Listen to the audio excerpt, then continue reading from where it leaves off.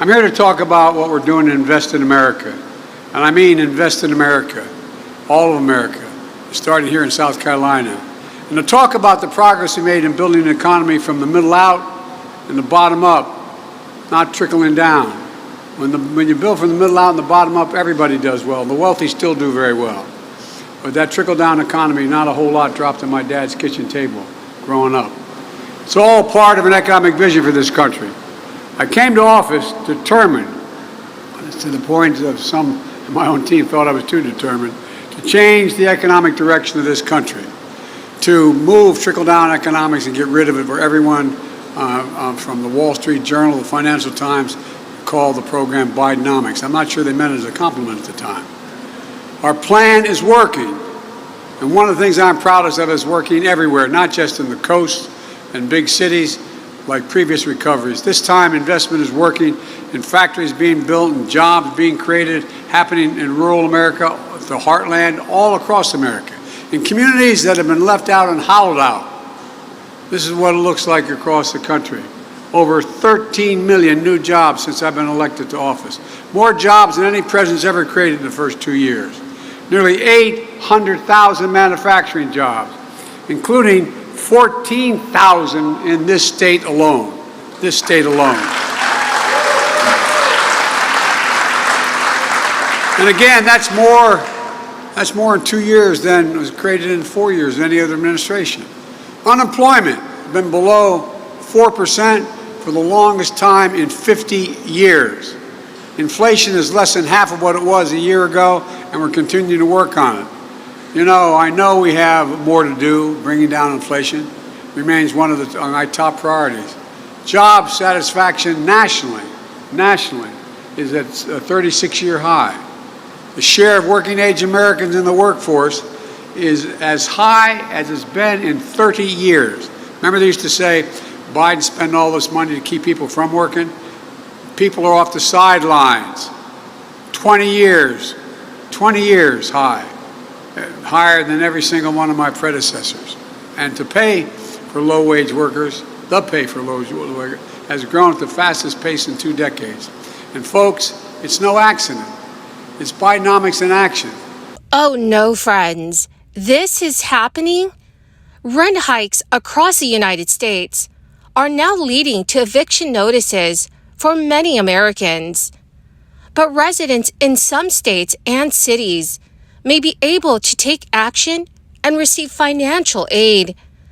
Billions of dollars in state budgets are also being allocated towards this relief. My dearest friends, please make sure that you watch until the end of this video for the latest news. Also tomorrow, which is Friday, I will be announcing more winners for the $75 Walmart gift card giveaway. Please make sure that you enter the weekly giveaway by clicking and liking several of my videos, and then comment below the keyword of each video that you watch. My dear friends, the more videos that you watch and then comment on, the greater your chances of winning the giveaways. According to Yahoo News, a looming rent increase in New York City is poised to force the most vulnerable renters onto the streets. This comes at a time when eviction rates nationwide have been steadily rising, and cities are seeing eviction filings increase by more than 60%. In New York, one of the country's most expensive housing markets, the panel that sets rent rates for rent-stabilized apartments last month decided to approve an increase of 3% for one-year contracts. Last year, tenants saw rent raised by a similar amount. Carl Gershenson, the head of Princeton University's eviction lab, told reporters, rent increases anywhere lead to more poor people and struggling families being kicked out onto the streets.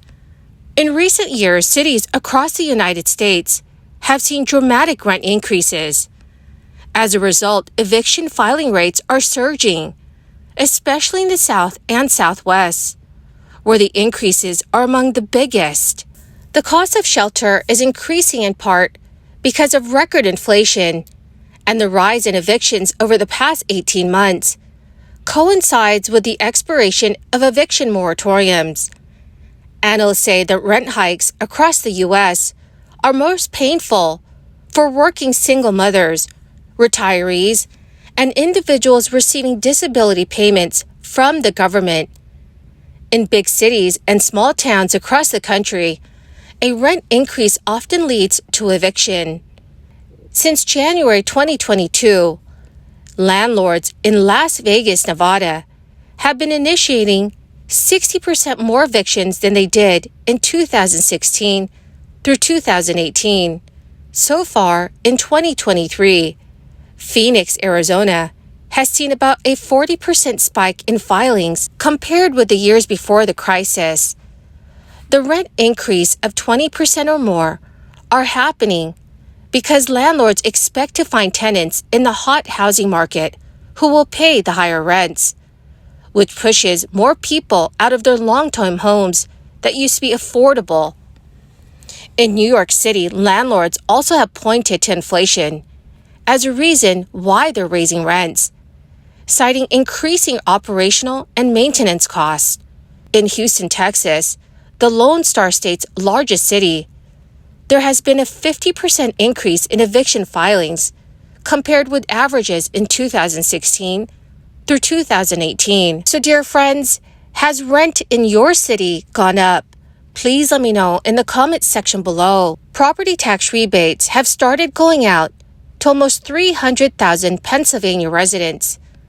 The money is through the property tax or rent rebate program. To be eligible, you have to be 65 years or older and make less than $35,000 a year, and half of your Social Security is excluded.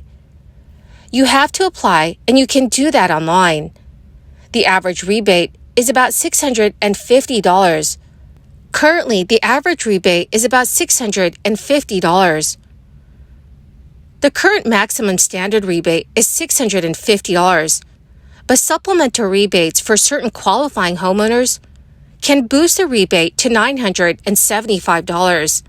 The Department of Revenue automatically calculates supplemental rebates for all qualifying homeowners. Applicants must reapply for rebates every year because rebates are based on annual income and property taxes or rent paid each year. Texas lawmakers will also bring movement to the stalled property tax relief fight. If you are hoping to pay less money on your property taxes, what happens over the next month in Austin, Texas will be very critical. Lawmakers there have said there is a deadline because if voters need to approve property tax relief in the upcoming election, lawmakers would have to get it done in August. With the deadline looming, it appears that there could be a compromise coming. Both sides want to provide billions of dollars in property tax relief, but they cannot agree on how to do it. The House's plan would give relief to homeowners and businesses by sending billions to schools so that districts would lower their taxes. The Senate primarily focuses on homeowners by increasing the homestead exemption to $100,000. Senate leaders say their plan provides homeowners double the amount in savings at $1,400 a year, though the House's plan could also help renters because landlords would get some relief. Well, my magnificent and most marvelous friends, that is the end of my daily stimulus update video for this Thursday. My dear friends, thank you so very, very much for being here and for being part of this community.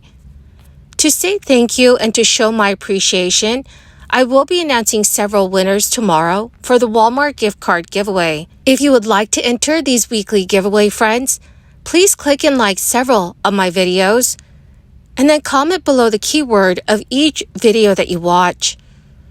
The more videos that you watch and then comment on, the greater your chances, my friends, of winning these giveaways.